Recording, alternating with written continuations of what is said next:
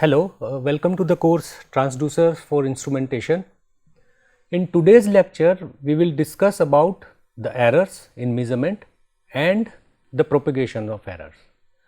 Errors, or I would like to call it uncertainty, because with word error, most of the students confuse it about the mistake or the blunder they have performed in some measurement, which is not. The error is actually an inevitable part of a measurement. You cannot actually remove the error completely. You can only suppress it to certain extent by using some very advanced instruments or taking very good care, but it is not possible to entirely eliminate the error. So, error is not something which a student or a scientist is performing during the measurement. It is a part of the system. It depends on the system characteristics as well. So, the error does not mean a mistake or blunder. Error is in a scientific measurement, it means an inevitable uncertainty. It is a kind of randomness in a measurement that exists in all the measurements. No matter what measurements we are performing, it is a mechanical measurement or it is an electrical measurement or any other optical or any other measurement, the error will be inevitable, it cannot be removed. So, error cannot be eliminated by being very careful. You can be 100% careful during all your measurements, but still the certain amount of error will be there in all the measurements. It can be less or it can be big depending upon multiple factors which we are going to discuss, but it cannot be made zero. Some sources of error are intrinsic to the process. For example, we use a multimeter or some voltmeter to measure certain parameter. That voltmeter itself has some problem inside. So, some errors can be depending on some intrinsic parameters of the instrument and cannot be removed entirely. However, some errors are there which you can remove, and all the errors can only be minimized so that they are very less or negligible compared to the measured quantities. So, for example, we measure, for example, we have a 1 meter rod and we want to measure its length using a inch tape. So, depending upon the quality of our tape, the measurement can be 1 meter plus few millimeter or 1 meter minus few millimeter. So, this few millimeter extra, is it comparable to the original length of the rod? So, that actually dictates whether we can leave out this error or we need to improve on our system. So, error can be only be minimized so that they are very less or negligible compared to the base value.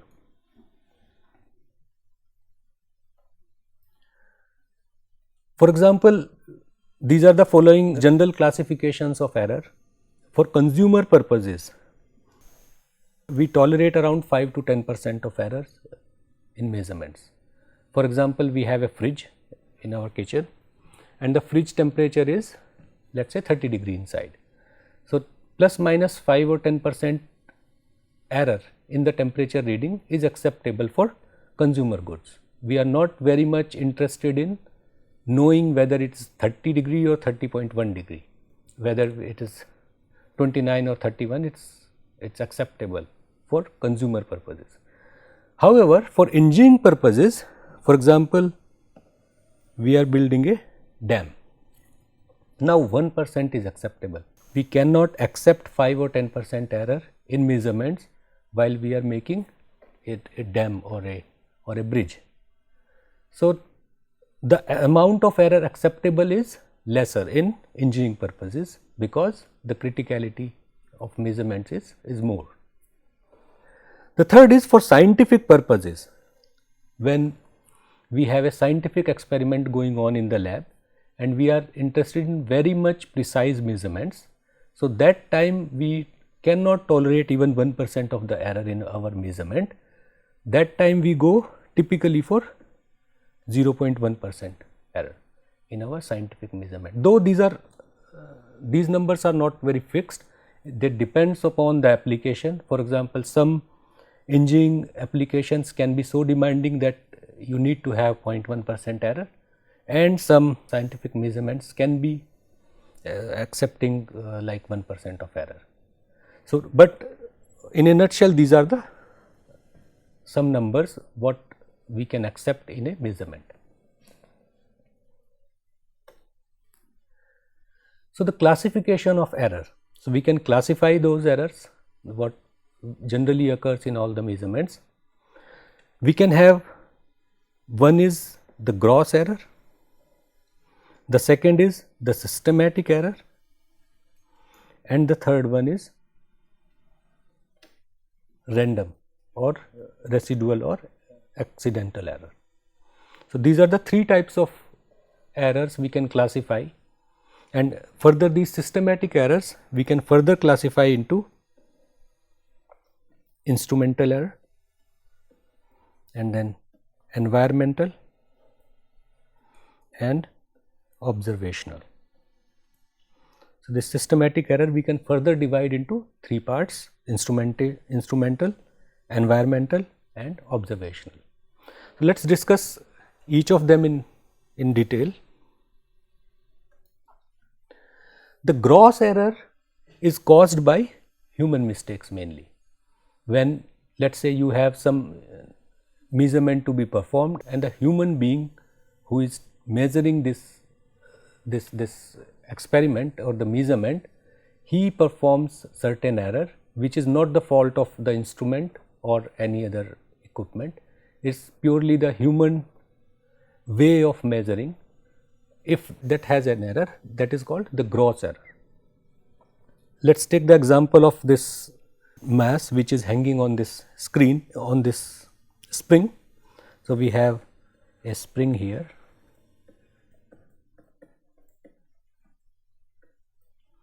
and we have this mass which is hanging on this spring. Depending upon the mass, there will be an extension in the spring, and we want to measure how much this end goes down because of the mass. So, this end goes down, and this is the stable state, this is the state. We want to measure how much this spring is elongated using this tape, measuring tape. We have here a measuring tape.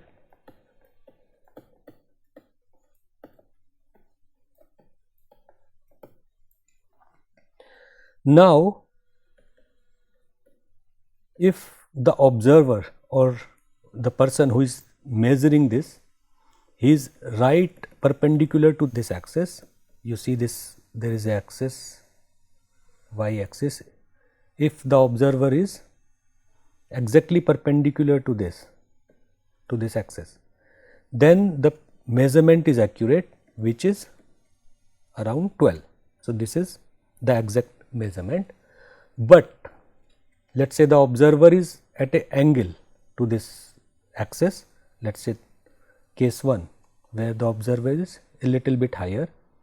What he will see, typically this arrow which is connected to this spring, this arrow is not at 12, but it is slightly below that 12. So, this is 12.3. if the observer is at a certain height compared to this needle. In case 2, let us say the observer is below this level, then observer will see this arrow is not right at 12, but it is actually above than 12. So, in this case the reading will be typically 11.8 or something. So, here the instrument is same, instrument is not moving anywhere, there is no error in the instrument itself, but depending upon the location of observer, the readings are different. Where 12 is the exact reading which is the best case here.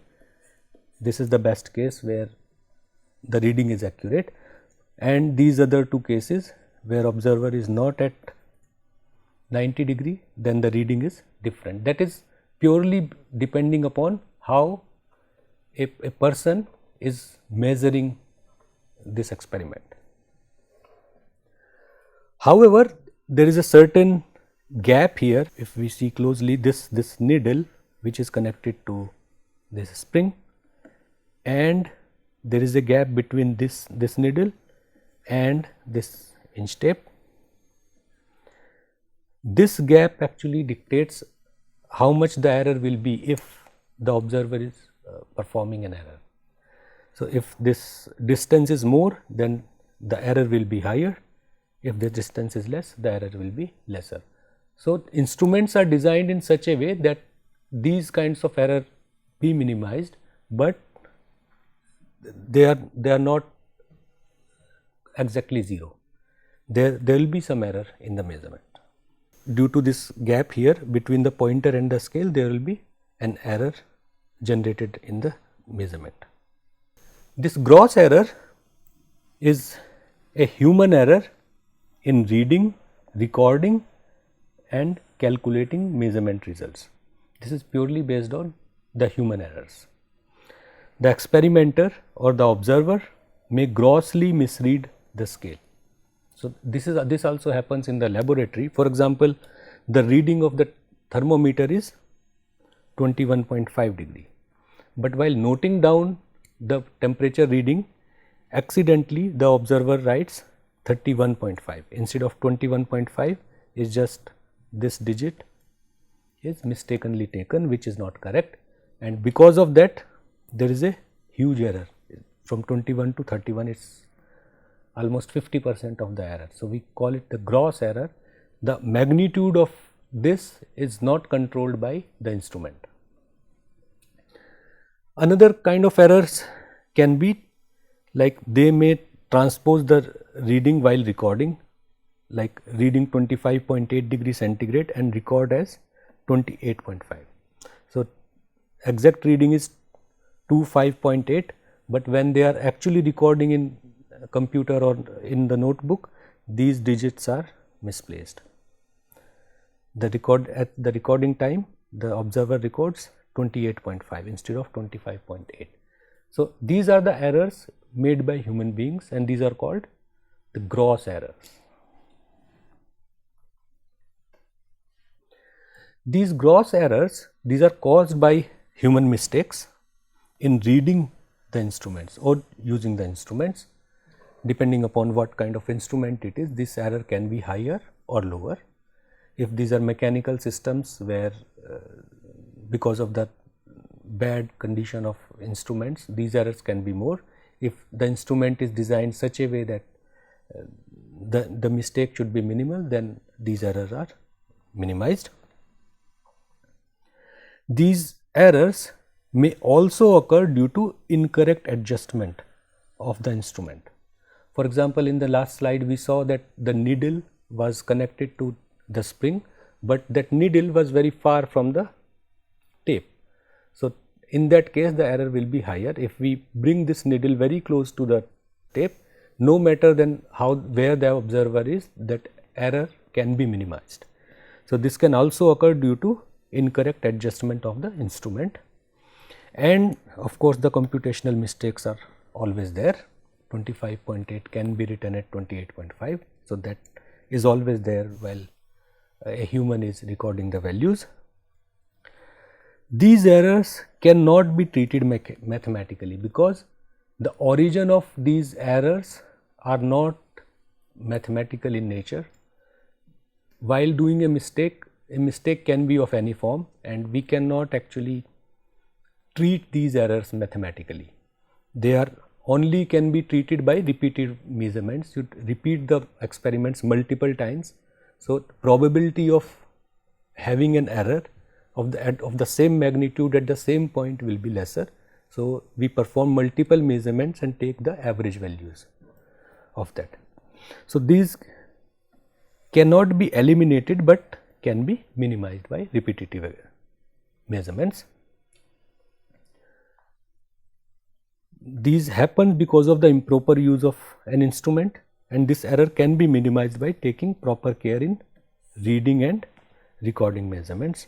Though during experiments most of the people pay attention and do proper care in reading and recording, but these errors can occur, and which leads to the gross error.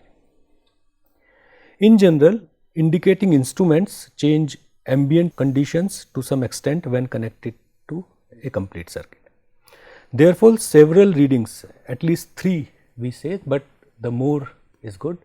We perform the same experiments multiple times and take the readings and we average them out. So, let us say in one experiment a human error is there, that will show up there if all the readings are at one place and suddenly one reading only is misplaced or having higher deviation from the other readings. So, that will show up and that can be corrected using these multiple measurements. Typically 3, but more than 3 is good, and these must be taken to minimize the effect of ambient condition changes. The other type of error is systematic error. Systematic error is due to the shortcomings of the instruments. So, instrument may have problems inside. So, because of that there is certain error generation in the measurement, that is called systematic error. These shortcomings can be like defective or worn parts, aging effects, or the effect of environment on the instrument. So, for example, we are measuring a voltage using a voltmeter. This voltmeter, it has multiple circuits inside. Those circuits age after a certain period, 1 or 2 years, the performance of that circuit actually degrades, and because of that there can be an error generation by this voltmeter in measuring the voltage. So, this can be one example. Another is the voltmeter, let us say the voltmeter is analog, which actually the needle is moving on the scale. These moving parts have wear and tear over the time. So, if you use continuously this voltmeter of 1 year, 2 year, 5 years, after a certain time there will be wear and tear in the system and it will start showing us some drift with the actual voltage. So, these are some systematic errors which happen because of the instruments, because the instruments has some defects inside. And these systematic errors are of 3 types: the instrumental error, the environmental error, and the observational error. These are the systematic errors. So, the first is instrumental error. These errors are inherent to the instrument while measuring instrument because of their mechanical structure or electrical structure, whatever that instrument is. These are inherent to that instrument. We took the example of voltmeter. It has internal circuit which degrades with time and it shows a drift from the actual voltage. So, this is inherent to this error which is generated by this voltmeter, is inherent to that instrument, to this voltmeter. So, this is an instrumental type of error. Another error can be because of the friction in the bearings of various moving parts, irregular spring tension, stretching of springs, etc. There can be multiple sources of this systematic error or this instrumental error, and this type of error can be avoided by selecting a suitable instrument for the particular measurement application. For example, we want to measure precisely, we may either switch to the new voltmeter or we service this voltmeter, find out what are all the errors and we correct this voltmeter for those errors, and we then use this particular measurement system.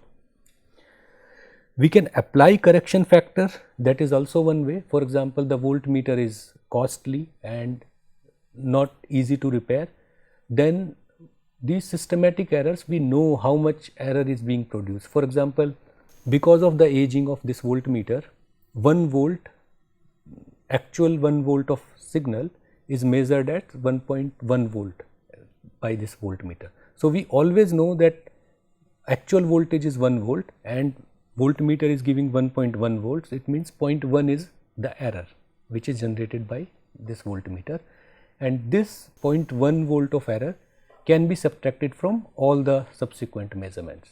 So, this is one way of putting a correction factor by determining this instrumental error.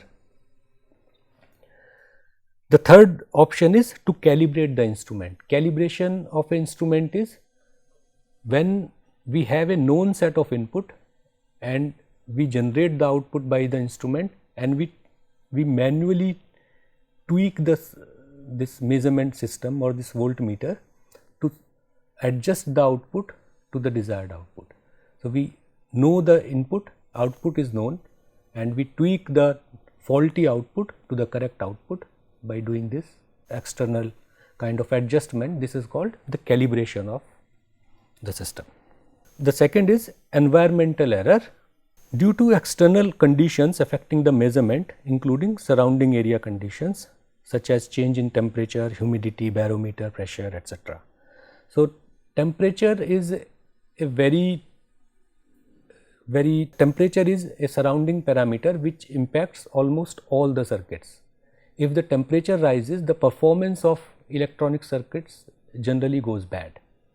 So, every 10-degree change in the temperature, every 10-degree rise in the temperature typically change the current of devices by a certain amount.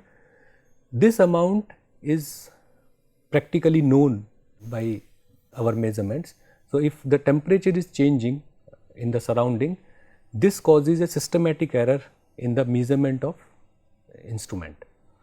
If there is a significant change in the temperature, then our error will be more, and this error need to be corrected using lookup table or some other approach. To avoid this kind of error, we use air conditioner wherever it is possible. We want to maintain the external temperature at the same point, no matter what outside temperature is. We want to keep all the temperature in the laboratory typically to room temperature, which is 27 degrees. So, this can be used by using air conditioner. Sealing certain component in the instrument. This is one way of protecting these internal circuitries from interference, from temperature change, from humidity and so many other environmental factors. We kind of put epoxy around these components and put inside the instrument so that these parameters does not impact the performance of these circuits. We sometimes use magnetic shields. Magnetic shield is used to cut down the interference because of the RF signals. If we have a mobile phone or some radiating antennas nearby, these antennas generate EM waves which interfere with the electronic circuits. So, we put a magnetic shield to prevent this interference and to reduce the error. So, this is second types of error, which is environmental error. The third is observational error. So, this is introduced by the observer, the human being who is taking this measurement, and this is most common is parallax error, which we discussed earlier, that a spring has a needle connected and which is moving on this tape. So, that is kind of parallax error. And estimation error, there is another kind of error while reading the scale. So, while reading, a human being can make the mistake. These are most common type of observational error. For example, an observer who tend to hold his head too far to the left while reading the position of the needle on the scale. So, this was a observational error. So, these are the third type of systematic error. The next type of error is random error. As the name says, these are random in nature. So, these are due to unknown causes. We do not know exactly what caused these kind of errors. but these errors exist in the measurements. These occur when all systematic errors has accounted. So, for example, we put a temperature sensor outside the room, and outside the environmental temperature is, let us say, 30 degrees C. But when we actually measure this, the output of this sensor, this never comes 30.0. It always comes with some error. We see the signal generated by the sensor. This is always fluctuating a little bit, because there are certain unknown factors which are affecting the performance of this sensor. Because of that, there is an error generated in the measurement of temperature. So, these are called random errors, and the source is unknown. There can be more than one sources, for example, humidity, for example, the radiation from the sun, that also impacts the performance. The other thing can be like surroundings, the shielding. There are so many factors which can contribute to cause this random error, and this is generally accumulation of small effects. There are multiple parameters which are affecting this error, and this random error is generally the accumulation of all those effects require at high degree of accuracy. This can be avoided by increasing number of readings. We increase the number of readings and then we average it out. So, that is one way of reducing this type of error, or we use statistical means to obtain best approximation of true value. So, we perform certain standard deviation or the Gaussian distribution kind of analysis on the data to get the desired output, which is estimating the error, how much the error is possible, but it is not possible to completely remove that. All these errors we will discuss in detail. So, the difference between these random and systematic error is, these random errors results from random effects in the measurement. The magnitude and sign of a random error changes from measurement to measurement. So, this random error can be positive for one measurement and can be negative for another measurement. The magnitude as well as sign can also change, and measurements cannot be corrected for random errors. A measurement, if it has random errors, these measurements cannot be corrected for these type of errors. However, a systematic error results from systematic effects, which we know what kind of parameters can impact my accuracy, and the magnitude and sign of systematic error is constant from measurement to measurement. For example, we measure a length and the error is +2, for example 100 centimeter plus 2 centimeter. This plus 2 centimeter will always be in the positive direction. For example, this will always be 100 plus 1 centimeter, 100 plus 3 centimeter. It will never be 100 minus 1 centimeter. This systematic error, the magnitude and the sign of this error will be constant, and these kind of errors can be corrected because we know how much the error is generated by these systematic sources. So, we know these values, and this whole of the measurement can be corrected for these systematic errors. So, as we discussed last time, that we discussed accuracy and precision, where we see this graph, we have probability density function here, and on the x axis we have the values.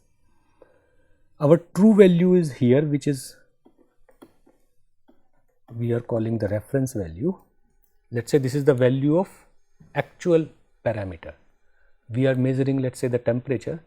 The temperature is exactly at 30 degree. So, this is the true value or the reference value, but when we measure it using our sensor, this 30 degree is not a 30 degree, but it is somewhere like 32 degree or 35 degree. So, there is a difference in the measurement between the true value and the actual value we get from the sensor. This difference we called accuracy, which is 35 minus 30, this is the error. And when we measure this temperature multiple times, this follows some sort of a Gaussian kind of distribution. Sometime when we measure it, the error comes in 35.1 degree. The next measurement it may come 34.9, which is left side of this bar, again 35.2, sometime on the right side, or on the left 34.8 degree. So, if we perform multiple measurements, this is going to follow a Gaussian kind of distribution, and this is called the precision. The precision means the difference in the multiple readings should be smaller. So, the narrower this graph is, the more precise the instrument is. This is what we discussed last time. So, now we define accuracy and precision in terms of error. So, this is the case that what we discussed, where we have precise and accurate measurements. This is precise and accurate.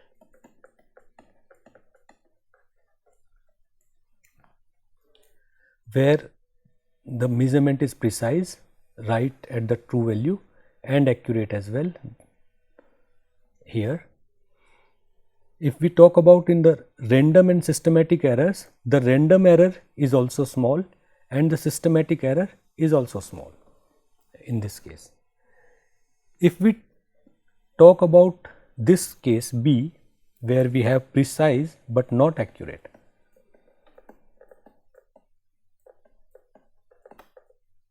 precise but not accurate,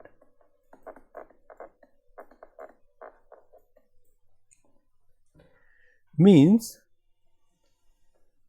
all the values what we measure, they are very tightly bound. No measurement is overshooting or undershooting compared to the rest of the values.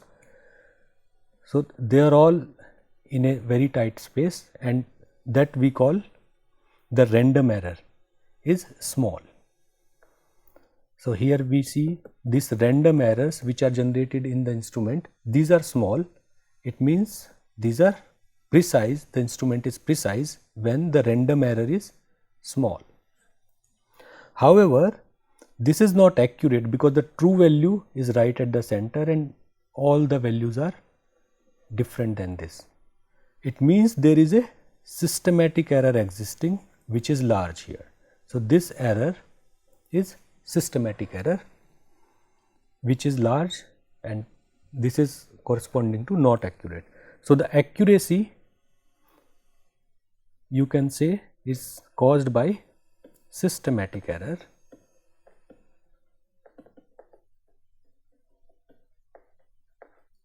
and precision is controlled by the random error.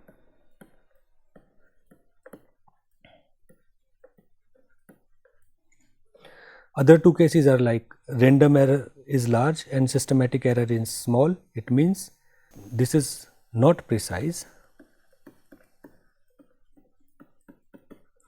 but accurate. And this fourth case where this random error is also large and the systematic error is also large, it means this is neither accurate and nor precise. This is not accurate and not precise.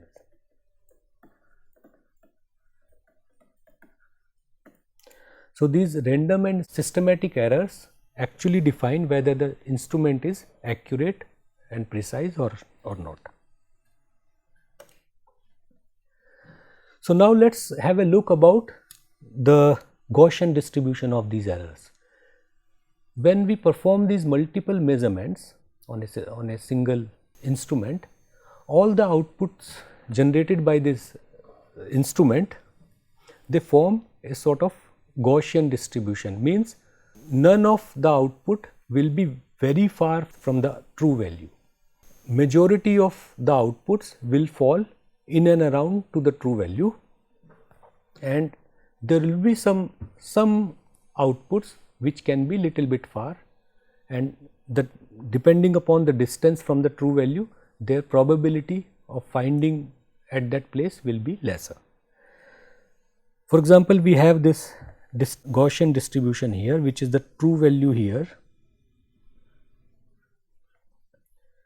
which is, let us say, 1, and we are performing these experiments, let us say, 100 times.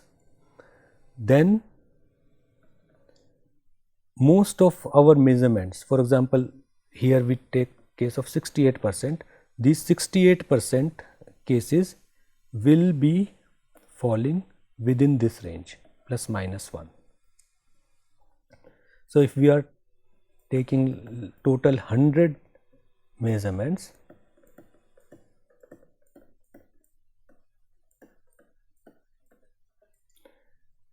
(68) experiments will show a value which are closer to this, between this and this.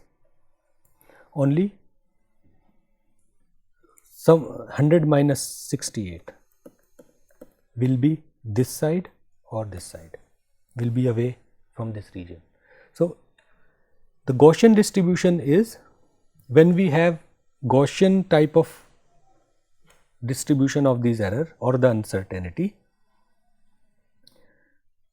we start defining the error as x plus minus sigma, where the x is the base value and the sigma is the variance, where we call sigma as variance, and between this plus minus 1 sigma, let us say we have x plus minus 1 sigma. In this range, this is sigma, this is x, x plus minus 1 sigma. In this range, 68% of the values will be falling. If we take x sigma, x plus 2 sigma, the range increases from here to here and we cover more values for this range. So, we expect the true but unknown value of x to be an interval given by x minus sigma and x plus sigma. So, majority of the outputs will be between x minus sigma and x plus sigma. Between this range, our 68% of the values will be falling if the error follows a Gaussian distribution. So, for example, we have a line here which we have drawn, let us say here, and I ask you what is typically the length of this line, let us say in centimeter. So, if I ask 100 students to tell me the length of this line, most of them will say, let us say 6 centimeter,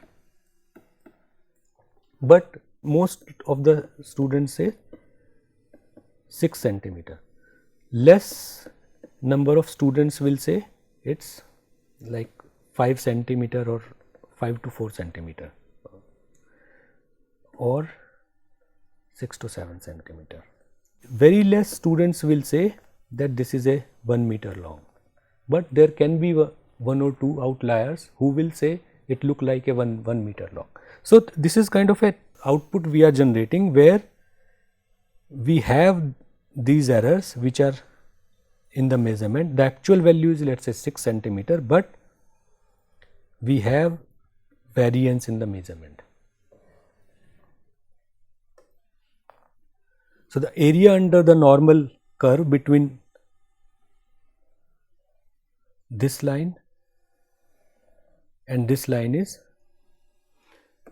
this much, 0.68, and depending upon the number of the number n, we always write mu plus minus 1 sigma, means this is the value mu and this is sigma.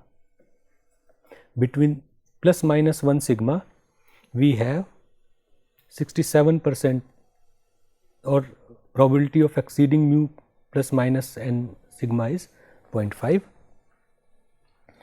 If we have mu plus minus 1 sigma, around 32% only will be the outlier, 68% will be all within this curve. If I extend this n to 2, it means I am talking about mu plus minus 2 sigma. If I increase my range of acceptance, then my range is from mu plus minus 2 sigma, and I cover this whole of the graph, and only 5% is the outliers. 5% outliers. If I take n equal to 3, then only 3% outliers will be there in my measurement. So, if I keep on increasing my sigma values, then I am covering more and more of outliers into my measurement. So, if the variance or the sigma magnitude is less, then mu plus 2 sigma will also be small, and in 2 sigma I am covering almost all the measurements only except 5%, only 5% will be outlier to this, and 95% will be covered in the measurement. So, it is very important to have a variance which is less. It is very unlikely that a measurement taken at random from Gaussian PDF will be more than plus minus 3 sigma, because just the number is only 0.3%. So, most of the measurements will be covered if we consider mu plus minus 3 sigma range. Only 0.3% will be the outliers. Then we calculate the most probable value of these in the measurements. So, most probable value is, it is also known as the arithmetic mean or the average value, which is nothing but the summation of all the values divided by the number of values, and the MPV is the sum of all the measurements divided by total number of measurements. Standard deviation sigma, also known as standard error or the variance, which is sigma square equal to sigma m minus MPW MPV to square divided by n minus 1, where m minus MPV is referred to as the residual, m is the actual value, minus MPV is the most probable value which we calculated last slide. This sigma is computed by taking the square root of this above equation. So, this is sigma square, we take sigma as under root of this. So, this is our variance. Let us take an example of this kind of measurement. So, we have a distance which is measured repeatedly in the field, and we got these 4 values. One is 31.459 meter, 31.458 meter, 31.460 meter and 31.457 meters. Now, we want to compute the most probable value of the measurement and the standard error for this data. So, this is how we calculate. These are all those 4 values, 1, 2, 3, 4. So, first we calculate the MPV or the M bar, which is the sum of all these value divided by the number of readings. So, we have this reading 1 plus 2 plus 3 plus 4, the sum is 125.834 divided by 4 is equal to this is the MPV value 31.459. Then we calculate M minus M bar, which is the individual residual. This reading 31.459 minus MPV, which is 0. This minus MPV, this third reading minus MPV and the fourth reading minus MPV, and then we take the square here in this graph, in this column. Then the standard error or the variance,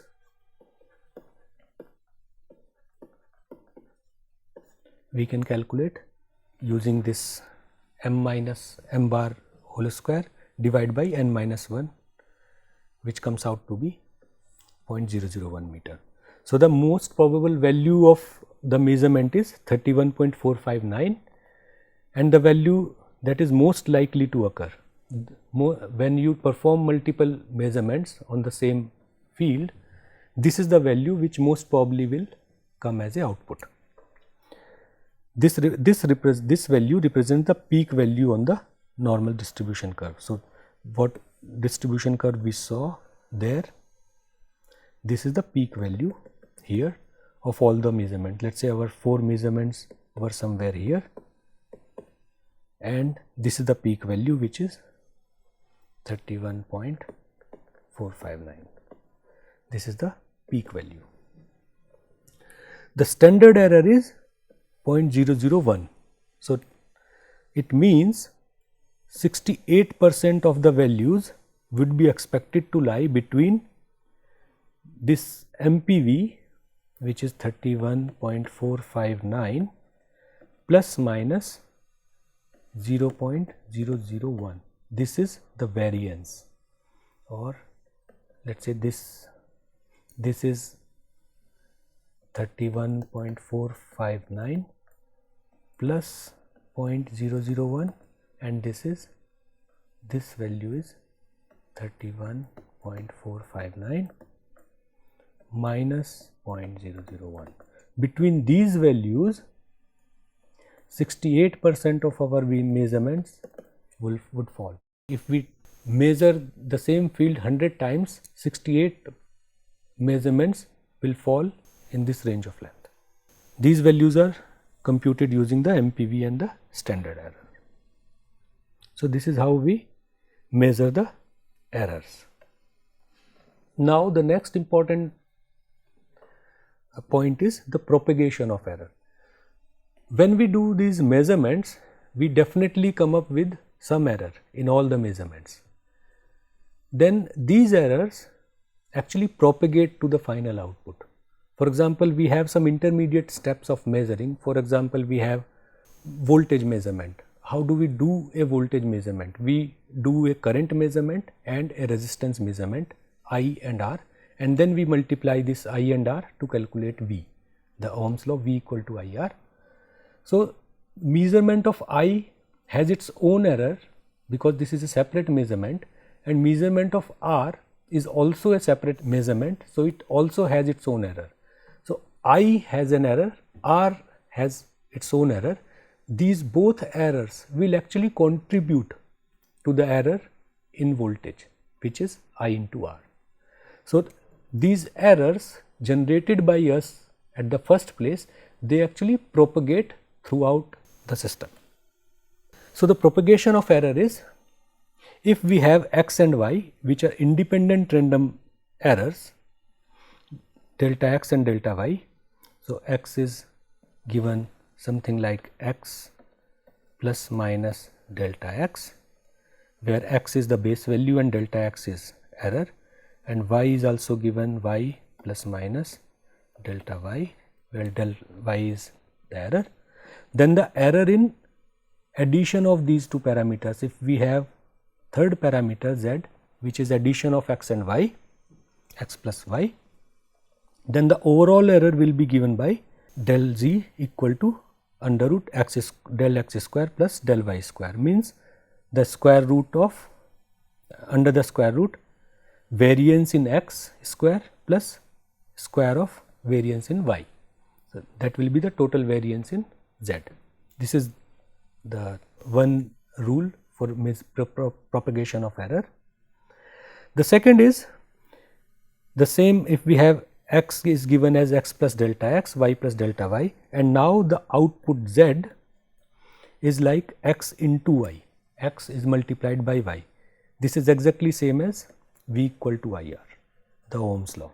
We have error in I, we have error in R, then how much will be the error in V? So, the formula for calculation of this type of error is del z upon z, where del z is the error in final output, this z is the base value of final output, equal to under root del x upon x to whole square plus del y upon y to whole square. This is the formula if we have two variables which are in multiplication. Earlier here they were in addition, here they are in multiplication. And one more important thing is, it is x plus y and the x minus y also cause same error. So, x plus y and x minus y both are same for error calculation. The third rule is, if z is some function of x, then del z or the variance of z is derivative of fx, which is f dash x, into variance of x, which is del x. So, this is third rule. And the fourth rule is, if we have more than one parameter which can cause error. For example, there is an error in current measurement and there is an error in the resistance measurement, then how the error will be propagated. This is given by this formula sigma q square, where q is the function here, q is a function of x and y, where these x and y can be correlated or they can be uncorrelated. So, this is the generalized formula where we have variance of x square into partial derivative of q with respect to x square plus sigma y square into partial derivative of q with respect to y square plus 2 sigma xy dq by dx into dq by dy. Most of the time during these measurements, these two parameters which are causing error, they are most of the time uncorrelated. Uncorrelated means, if one parameter is causing some error, this generation of error does not impact the error generated by the second parameter. So, they are uncorrelated. So, in this uncorrelated case, this sigma xy becomes 0 or this whole term goes away. So, we have the overall formula for uncorrelated cases this. We will see some examples here for this.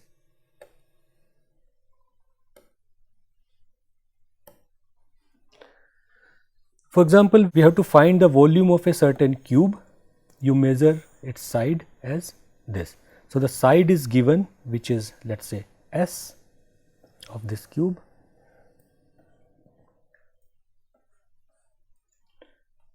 Side is S, which is given 2, which is the base value of the side, 0.02, which is the error in the measurement or the variance. We need to find the error in the volume. So, volume is given by S cube, S into S into S. So, that we can apply this rule number 3, the variance in V will be equal to the derivative of S3.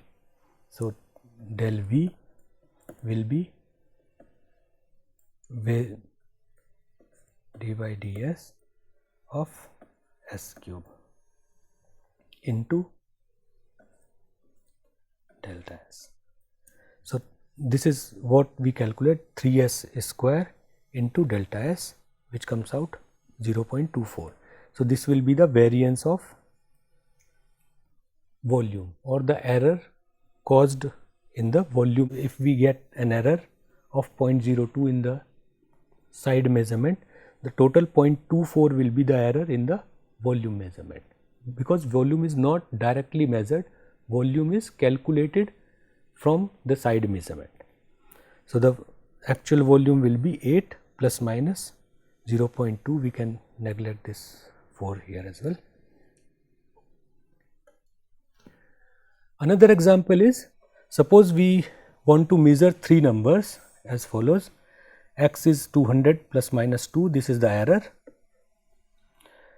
in x, or this is, we can call it delta x, this is delta y which is error in y, and this is del z which is error in z. Now the expression for the output q is x upon y minus z. So this is the function. X has its own error, y has its own error, z has its own error. Now we want to calculate how much overall error will be there in q.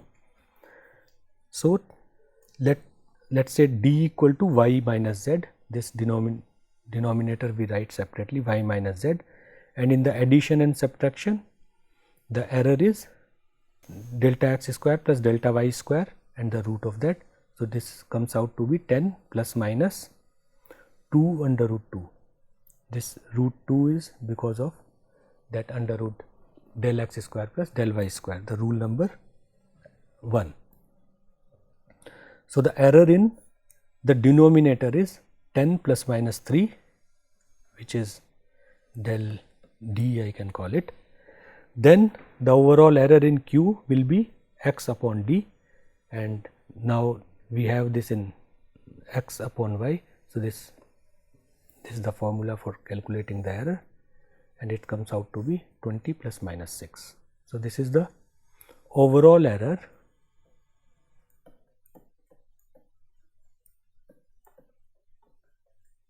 in q, which is 6 if we have individual errors as 2, 2 and 2. Another example is, let's say we want to calculate a power in a electric circuit.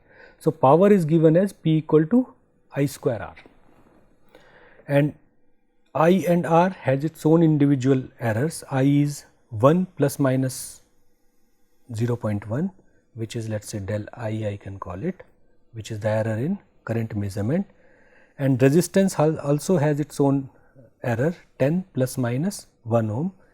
So this 1 ohm is the error in the resistance measurement. Now the base value of power will be 10, which is I square R. The base value is I is 1 square into R, the base value of R is 10, so this is 10. So the base value of power is 10 watts. Now we want to calculate the error produced in power if we have individual errors. So assuming I and R are uncorrelated, means the error in I does not produce any extra error in R, and while measuring R, error in R does not produce any extra error in I. In that case, that sigma xy terms goes away, which is 0. Now the formula is sigma p square, the variance of power, equal to sigma I square into del p by del I to whole square plus sigma r square del p by del r to whole square at r equal to 10.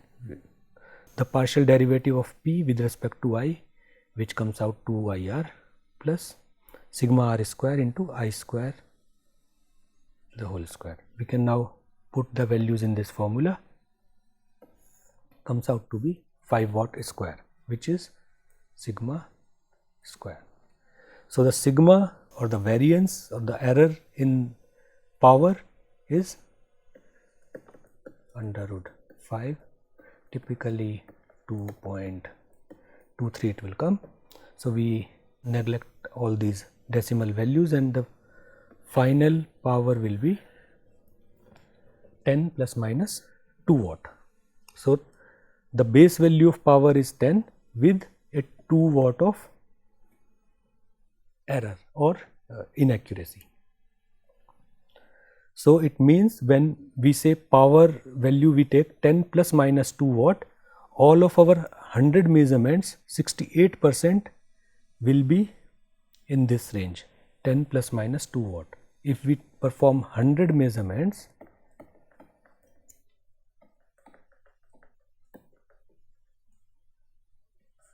68 will be between 10 plus 2, which is 12, and 10 minus 2, which is 8. Between this range, if we perform 100 measurements on this instrument, 68 times this instrument will show the number between 8 and 10, because the n we are talking here is 1. So, this is some example of the propagation of error. This is what we have for today. Thank you.